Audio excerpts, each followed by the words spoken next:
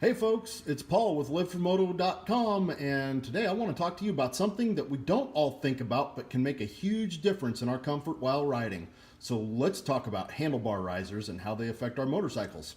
Stay tuned.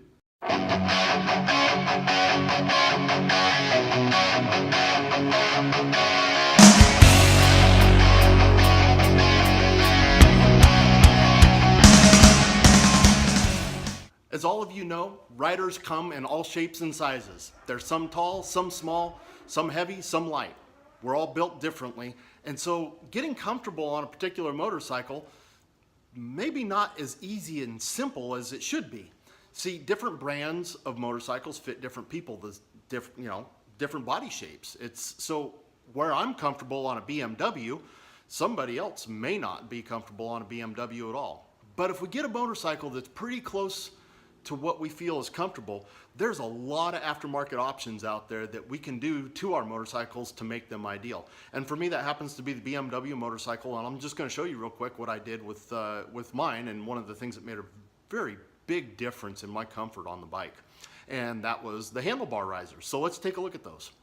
For those of you who are unfamiliar with what exactly a handlebar riser is, well, let me just tell you, when you are in a sitting position on your motorcycle, the elevation of your handlebars can make a really big difference in how your comfort level is. I'll sit on the bike and I'll show you what this is all about, but before I do so, let me just show you what I've done with mine. If you look down in here, you'll see that I have an 1 3/4 handlebar riser. This is the factory placement of the handlebars originally, and I put this spacer block in here to elevate them by 1 3/4. And this made a really big difference in a number of different ways. Let me show you something real quick about body position. I want you to take note of the position of my arms, my shoulders, and my knees as I sit on the motorcycle. You'll notice that most everything is at a 90-degree angle. My knees are at a 90-degree angle, my thighs versus my calves. Same thing with my shoulders versus my body. I sit in a very upright position. And that for me is a really comfortable riding position. Some people like to be leaned back a little bit more, others forward. And again, that boils down to what our differences are. But when I first got this motorcycle, it didn't start out that way. I'm 6 foot 1 inches tall, and so I'm a little bit taller maybe than your average. And what I found is that I was hunched forward, not bad, but enough to make a difference a lot of the time. And when I put my handlebar risers on there, it corrected a lot for me. Now I find the motorcycle to be very comfortable. So achieving that 90-degree position made a huge difference. It also made a really big difference, and the biggest one of all was when I was standing up on the pegs. So most of us adventure riders like to go off-road, whether that's a gravel road or a trail or whatever it may be. Going off-road is a big deal for us. And when you're standing up on your foot pegs, that's a long way to reach down if you don't have your handlebars in a comfortable position. So check out my position from a standing point, and you'll see I'll kind of bend over and I'll show you where the handlebars used to be versus where they are now, and you'll kind of immediately see where the comfort level comes in. This was in the stock position, and now I've got a much more upright riding position with my hands on the bars. Now I don't know how well you could tell, but my standing position on that was dramatically improved by putting a handlebar risers on the motorcycle.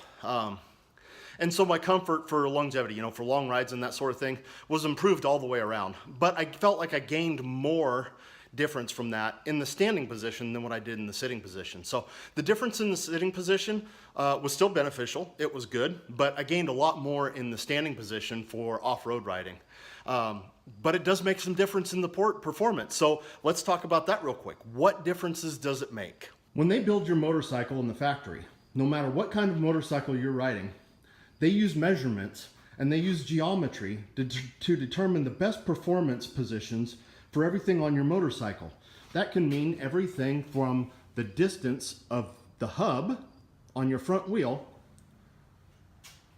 to the top of your handlebars, where the input happens when you go to steer your motorcycle. Those two distances, while you would think that they're not a big deal, that length that takes place between those 2 points has a very dramatic effect on how your motorcycle steers. Well, how is that the case? Well, they make these motorcycles Everything is taken into consideration. The size and the width of the handlebars, the length from the axle to the top of the handlebar, the degree and pitch at which they sit. You notice that on this BMW, there's an angle to that. And that angle, it's not sitting at 90 degrees. It's sitting, I don't know what the degree angle is that it's at, but it's been chosen. It's because the suspension works best. It provides the best stability in that particular position.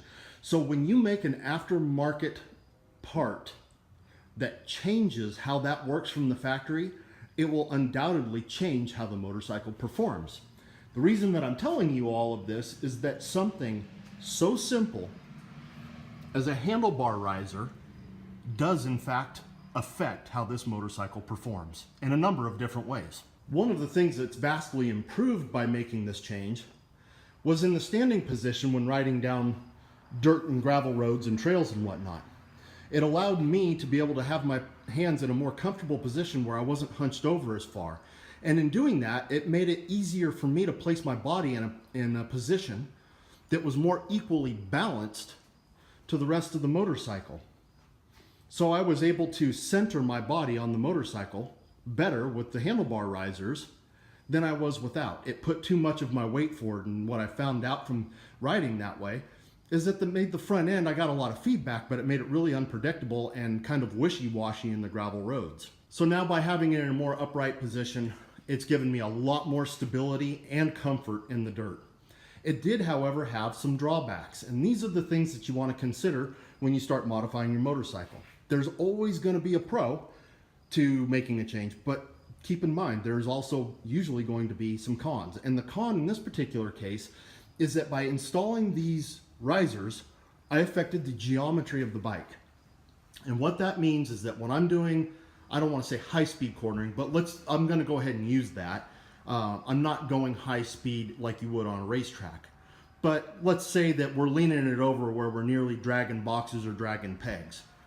When I get into cornering at speeds that would have the bike leaned over that far, what I find is that it takes 3/4 less input on these bars to make the bike react. The first time that I went into a corner, I almost dumped it because of how it amplified the movement of the handlebars. Or I should say how the handlebars input amplified the reaction on the bike. Well, is that a good thing or a bad thing? Well, it's both. You know, you can ride easier with a lot less strength, but if you get to fidgeting around on the bike and you bump the bars or you do something when you're not expecting it, it can really have a negative effect on you.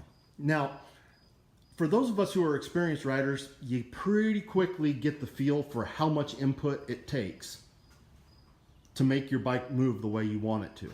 And so I've adjusted to that pretty quick.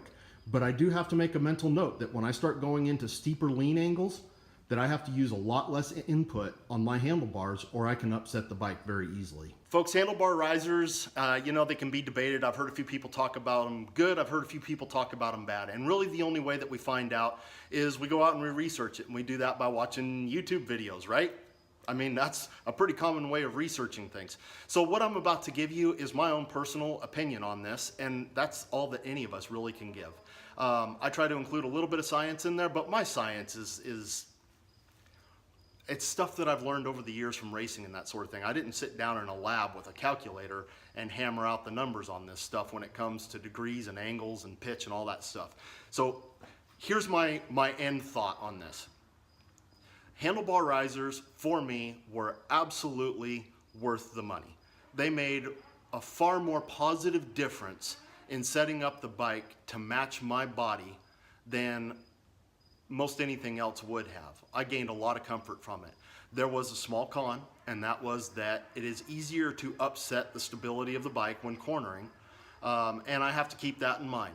But it was not, I don't want to say huge, but it's definitely noticeable. So if you choose to use handlebar risers on your bike to help set it up better for you, I highly encourage you to try doing so. It can be, depending on where you buy them, they can be expensive or they can be cheap. They have handlebar risers that are offset and they bring the handlebars closer to you if you're somebody with shorter arms versus the ones that I have that just stand straight up. Either way that you go, it's going to affect the way that your motorcycle steers.